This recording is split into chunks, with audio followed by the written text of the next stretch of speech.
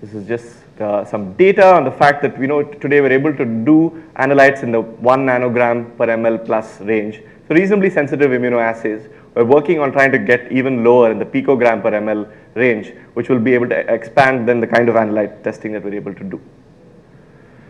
So just in terms of products, we are looking at a few different areas. One is endocrine, which is basically thyroid disease. So these are some panels that we're developing that are implicated in endocrine disorders.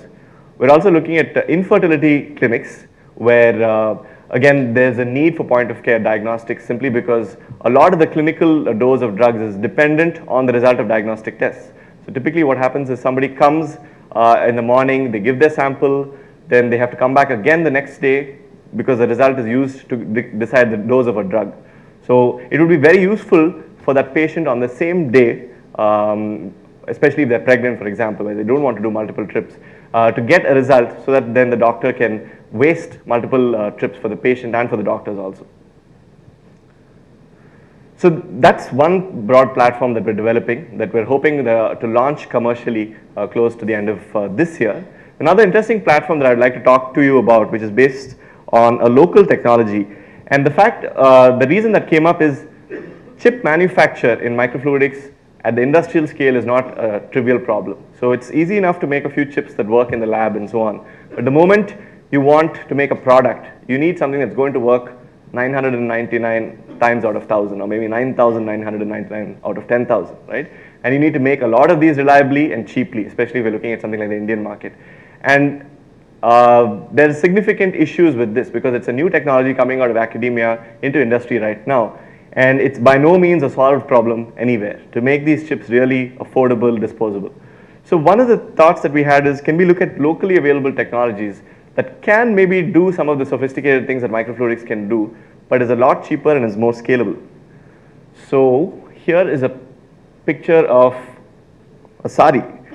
And as you've all probably noticed that saris can have actually pretty intricate patterns on them, you know. Peacocks and mangoes and peacocks' eyes and things like that can be fairly small if you actually notice. So we were thinking, can we use this locally available technology to actually pattern? Because at the end of the day, what you need is patterning at a small length scale. So can we use this technology to actually make microfluidic fabric chips? And interestingly enough, one of the people that works with me, his family comes from a traditional family of weavers in Kanchipuram. So he said, you know, my cousin can try out this idea if we have something we can do. So he tried it out and actually worked pretty well. So I'll just go to what that looks like. So this is the concept. The idea is that you take silk yarn. Silk yarn has a number of interesting properties, by the way. It has something called the twists per inch, which can affect the wicking rate. It also has the ply, which is basically the number of individual yarns that go into one bigger yarn. So you can change both of these quite nicely to change some properties. You take the silk yarn and then you coat it with whatever reagent solution you want to, and then you just weave it together, in fact, in a hand loom. So the production process is actually very straightforward. You can make hundreds of chips on a hand loom in one day. And what the chips look like is something like this. So here's a little piece of a fabric chip that some of you who are from Tamil Nadu will recognize this as being similar to like towels or angavastrams that are available in this part of the world. But the idea here is that you have two orthogonal directions. One is the warp and the other is the weft. And in the weft direction, we actually weave in all of the reagent coated yarn. So in this case, there are antibody coated gold nanoparticles that are woven in over here. That's what makes it look pink. And what you can't see are these capture and test lines that are woven in parallel to that. So what you would do to run a simple home pregnancy kind of test is actually cut this out into individual strips, and then you would put a drop of liquid here. It would actually flow along the length of this fabric piece, and as it flows, it will dislodge these proteins here, and if the pregnancy hormone is present in your urine sample, it will actually bind to these control and test lines over here, and this T and C is test and control. And if the woman is pregnant, you will see both these lines appear. So it's a very simple qualitative visual readout that has very good properties in terms of sensitivity and so on, being able to do down to say about 50 nanogram per ml. So you can see it's not as good as 1 nanogram per ml, but it doesn't need a reader. It's very simple to use, and it can be discarded quite easily after that. So that's fine. That's a simple, only a single test. But what else could you do that's more complicated? So one of the nice things we found is that actually zari, which is locally available again, is very hydrophobic material. And actually, I've discovered that a lot of zari is fake, and the more fake it is, the more hydrophobic it is. So fake zari is good. It's also cheaper. And if you see what happens here, so it's very hydrophobic, as you can see. But if you put a drop of dye, aqueous dye, on natural silk which has been degummed, you get very good wicking properties, as you see in this video. So what can you do with this combination? The reason I'm showing you this is if you wanted to make a more complex architecture like this, so something where flow is going to go like this, move along a serpentine, and then stop here, do various things like that, you need a hydrophilic and a hydrophobic material. So you need patterned hydrophilic surfaces set against a hydrophobic background. So that's exactly what you can do with this. So this is what one of our fabric-based chips looks like. So the gold background is very hydrophobic. So if you put a drop of liquid here, it will only wick along the white hydrophilic part and not along the hydrophobic part. So you can do some interesting things in terms of incubation times and control flows with something like this. And basically the idea here is we want to try and exploit this to build multiplex tests, that is do multiple test readouts with something like this. The other nice thing that you can do with weaving is the fact that you can alter a lot of the properties along the warp direction. For instance, here is a simple idea where we've changed the density of weave as you go along. You can see that this looks a lot looser than this.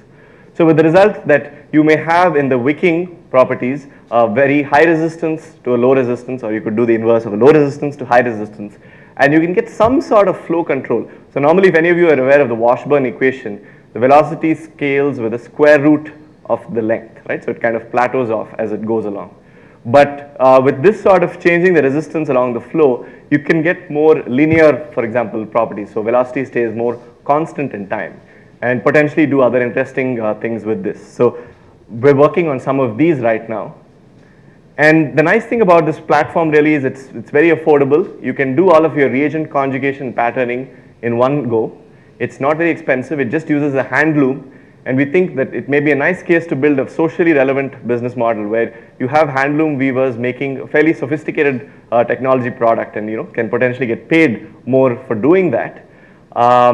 Silk is a very nice material. It's a polypeptide, so there's a lot of interesting chemical conjugation possibilities in terms of attaching materials to silk.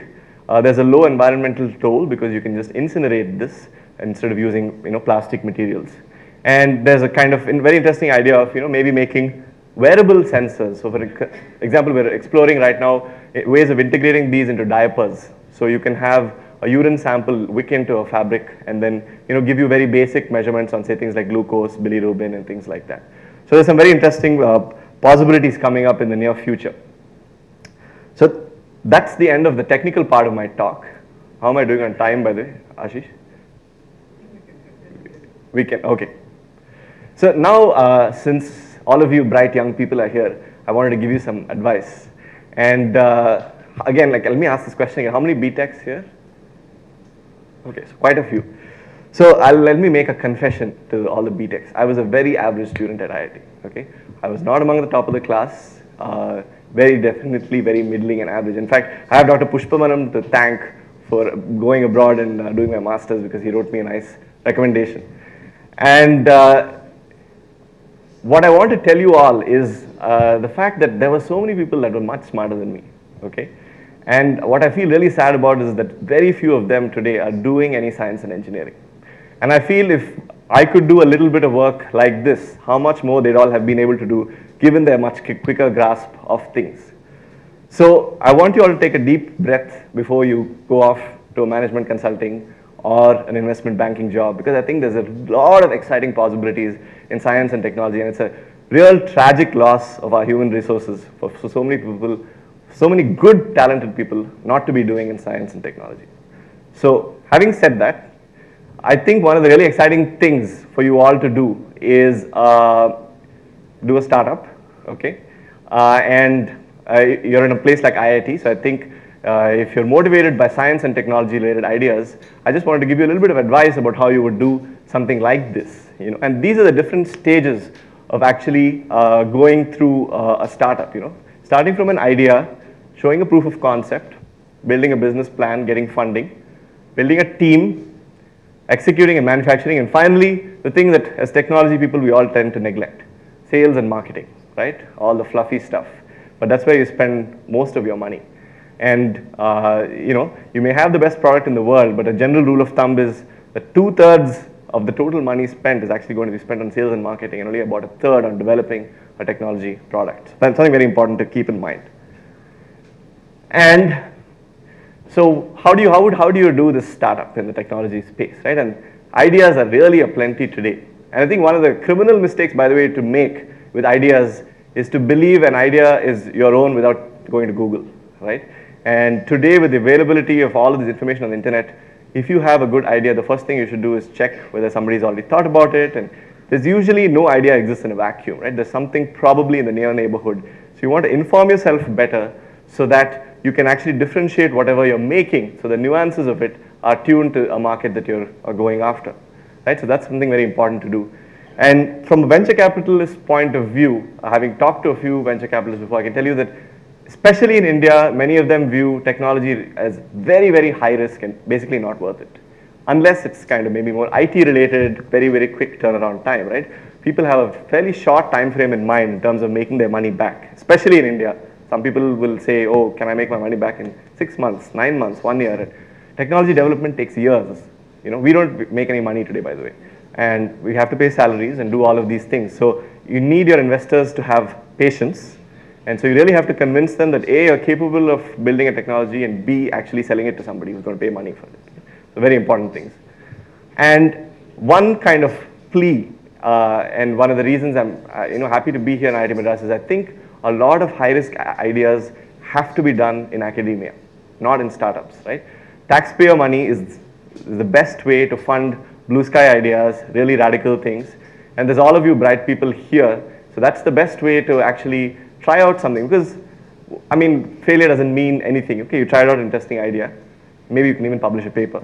But unfortunately, in a company setting, you don't have, you're answerable for every quarter and every 6 months what's happening to all the money that you're spending. So I really think that we need more interaction between academia and industry, and I'm happy that if we can do something more about it with IIT Madras in terms of doing these new radical ideas in academic setting. So coming back to the startup, so let's say that you have an idea and then you build something into a working prototype, ideally while you're working on your BTech thesis or your master's thesis or your PhD thesis. Your working concept, and one of the nice things today, by the way, is the government actually funds a lot of things. So the DST, DBT fund even up to a few crores of money if they think an idea is worth it. So there's a lot of these things that you could even write with one of your professors and incubate a company here, for example. What do you people have to lose, right? When the age group of 20 to 30 is when you can take the maximum risk in your life. So don't at this point think of making your bank balance as high as it should be, right? This is the time to be taking risks. That's one definite piece of advice I'll give you. And so go and do that startup for a couple of years. And today, failure is a badge you can wear very proudly. It's fine, it didn't work out, but you will have learned a ton of stuff, much more than anybody who is working in a regular job would have. And so there's some things more, beyond advance of that, in terms of you need to do a lot of planning, by the way. Getting funding is always a time-consuming job, as your profs will tell you. You want to plan at least a year in advance of these activities to actually get some money and building that team, for example, building that team that can do things. The other thing that happens is time can fly very, very fast. And this is where focusing on your goal is very important, because you will get lots of ideas from lots of people who all say, what you really should be doing is building a robot that can make an idli. People have lots of ideas for you that you don't have yourself. So it's very important to not to get distracted by these things and be focused on whatever you're trying to do. And one of the things that's happened, unfortunately, in India is everybody who started out trying to build a product has eventually said, okay, you know what, we need to get some money in, so let's do a services model, right? So that some money coming in. And you have a small window of opportunity before that happens. So you really have to make the time count to make a product and just get it out in the market quickly.